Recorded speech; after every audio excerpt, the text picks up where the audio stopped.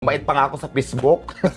Ngayon yung iba kasi na mga vlogger din, mas lalo nilang pinapalaki. Basta mag-trending sila, wala na silang pakialam kung kasiraan ko ba yan o hindi. Yung iba kasi feeling entitled pagka nandoon sila, vlogger sila, kailangan automatic talaga na entertainin ko.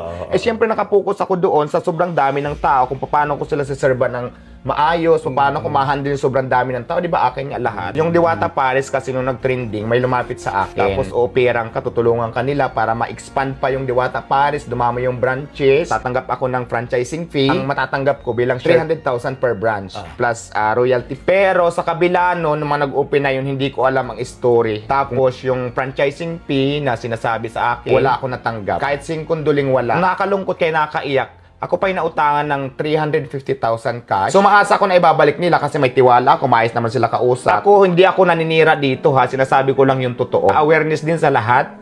Kasi nakatakot ko, mayroon pa kayong ibang kausap na ganun ulit. Kawawa naman ako, hindi man ako mayaman. Diba, alam niyo naman kung saan ako galing, nag-ipon lang ako, nagsikap lang din ako. So wag naman ganun. Kasi di ba nilalabang ko nga sa mga bashers na kahit nilalait nyo ako, ito pa rin, nagbukas dito, nagbukas doon, kasama na yun. Pero ang totoo niyan, deep inside, sobrang sakit na rin para sa akin. Dinimanda ka nitong May may-ari? desisyon na obligado ako magbabayad. Pinag-ipunan ko din naman yung pambayad. Sabi ko, mababayaran ko rin. Kasi di ba, pangalan ko nga, yun nga pinagbasihan legal basis ng korte. Pero sana naman matauhan kayo.